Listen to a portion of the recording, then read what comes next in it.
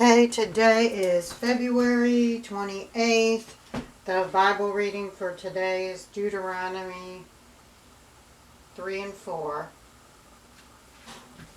This, it seems to me, is just... Moses is about to die. Apparently he knows he's about to die. How he knows, I don't know. But anyways, he knows he's about to die, so he's ranting and raving about the Jews and how ungrateful they are and blah blah blah. Chapter 3, again, it's going on about how God is just genociding everybody they come into contact with. It's like God wants the Jews to have everything and everybody else to not exist. Because every time they go into fighting with a nation, the Israelites win. The only exception, again, is if that land was promised to another Jew, another Israelite. I'm using these interchangeably because I guess after the New Testament they become Jews. I don't know where all these... I don't understand how this happens because supposedly we all came from Adam and Eve. And I really don't understand. I really don't understand how this works. You know, if we're all the same people, if we truly did come from, you know, just two people. We all started from just two people, which is, you know, just impossible considering women, you know, died at birth or died giving birth. They died so often. Their lifespan was so much shorter than men's back then because of urinary tract infections, yeast infections, rape, stoning for basically doing everything wrong, giving birth, all sorts of stuff, organ prolapse. I just don't see how that was possible. But if we did all come from the same people, then aren't we all Jews? Yeah, but somehow we got all these nations, and now the Jews are going to be able to take the land. I don't understand. I just don't understand. I don't understand this. And then the tribes, I could go on about that. But anyways, well, the tribe thing is like, when does the offspring no longer belong to that tribe? I mean, like, these trees have no branches. You know, it's said that these women, before, it used to be, you had to marry within the family. Then God supposedly said, no breeding closer than this. You know, I guess it was first cousins. And then,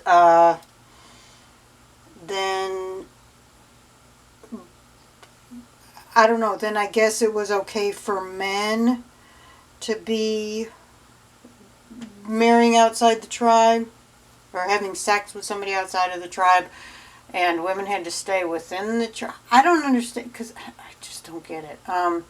No, I guess it was for inheritance purposes that the women had to stay within the tribe, which doesn't make any sense. Like, why would the men be able to go outside of the tribe and marry? But again, this all just reeks of trying to control women's sexuality and making their sexuality look impure, while men's sexuality is A-okay no matter what they do.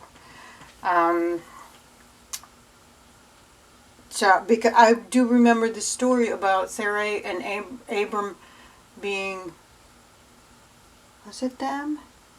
Their son married a local woman instead of marrying within his tribe or his race or his people or something, and that was Abram and Sarai were upset about this. I really don't get it. I don't get what, because it's in a lot of verses it seems that marrying outside your race meant marrying outside your tribe. But then in other ones, in other verses it was okay for at least the men to marry outside the tribe. Which, of course, that makes no sense. Like I said, that makes no sense. If you're, your offsprings are going to be biracial then, no matter what. So, I don't know. I just don't know. I don't understand. I mean, if we lived according to some of these verses, we'd all be interracial marrying no matter what. Because we're not in the same, we're all marrying outside of our tribe these days. Anyway, so back to this. Hopefully my battery doesn't wear out. Now, again, it's talking about how God's committing genocide to all these other nations. Whenever they go and they want land somewhere, God allows them to kill all the people and take the wives first, or take the virgin women for sex slaves and take their land. Again, why do we need Hitler when we got God?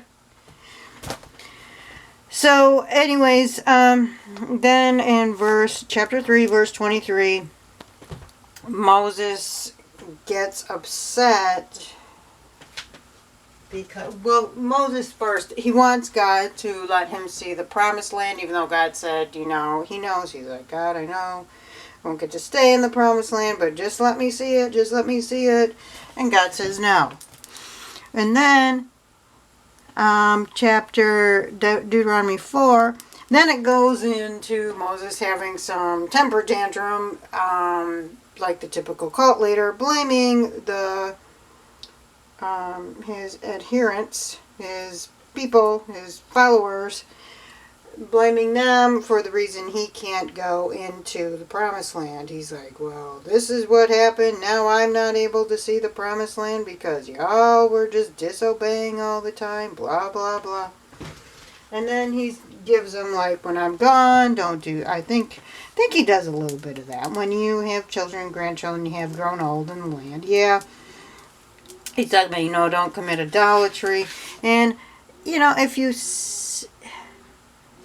I gotta stop here because I just saw it. Deuteronomy 5 verse 31. Since the Lord your God is a merciful God, he will not abandon and destroy you. He has proven time and time again that yes, he will abandon us, and yes, he will destroy us. And he'll destroy everybody else too. Nor forget the covenant under the oath which he made with your fathers. So, yeah, you lie, Moses. But then anyways, I can't remember what I was getting to.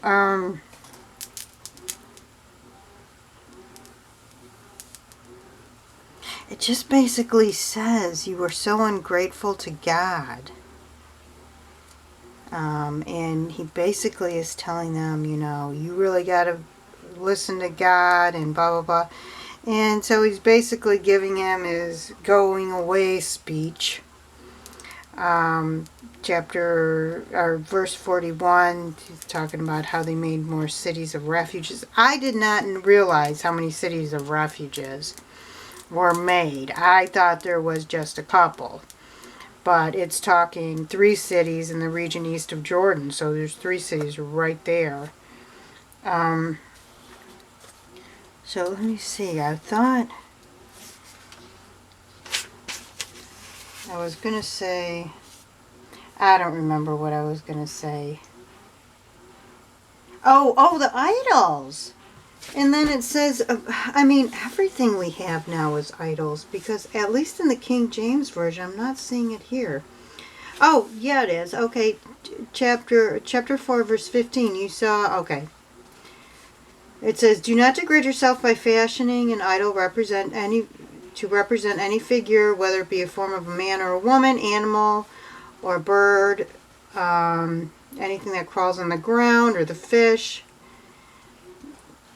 So it doesn't say anything about worshiping. It just says fashioning an idol to represent any figure. So the Amish got it right about this. Anything. This is a creepy crawly thing that is fashioned in the form of a creepy crawly thing to represent a creepy crawly thing. That is an idol.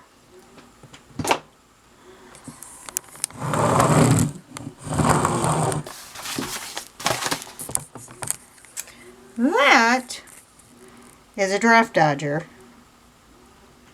Some call it draft busters, to represent a chicken or a goose. A goose? I always get the, oh, and there's cows. I know them are cows. That would be an idol. It's to represent livestock, birds. These represent humans. Those are bag holders. Plastic bag holders, hunky bag holders. Them represent humans, woman and man. This one is cute. I really like these chickens over here. I like chickens and cows. I like the crinoline cows. Draft dodgers. Oh, draft dodgers. Idols! Idols, dear. Idols. This one is really, really bad. And this one. That is to represent Santa Claus, who's taking over Christmas, and Mrs. Claus. Draft dodgers. Oh, that's a bottle cover. That's cute, isn't it? Bottle cover. Idols. So anyways, there goes my rant about how unbiblical we're living these days with all our idols. Where's God coming down to kill us like he did allegedly over back in Exodus and this promise in Deuteronomy here? Where's he coming to kill us like he used to? Because God existed. Anyways, I'm going to put, these are, there's another one I want to show you this. These are mostly draft dodgers. I think that there's only that one with the bags. It's the bag holder. The rest of these are draft dodgers. There's another draft dodger. Idols. Because represent boys and girls. Or, I guess, women. Gals. These are going to be for sale. Or maybe they are renters. Or maybe I already... Yeah, I think I already listed these. On Bonanza, I'll put the list. I'll put the... Here's my favorite one. I'll put the link in the description. It's got 1, 2, 3, 4, 5, 6. 6 in these pattern lots so far. 5 of them are the draft dodgers. You got one. This one. That's the bag holder. The rest of them are draft dodgers, and one even this snowman one. I don't think that would be an idol, because that's not a creepy crawly. That's not any living thing. Snowman. Snow women. Snow woman. And that one, that right there is just really a decoration. But the rest of these, I think...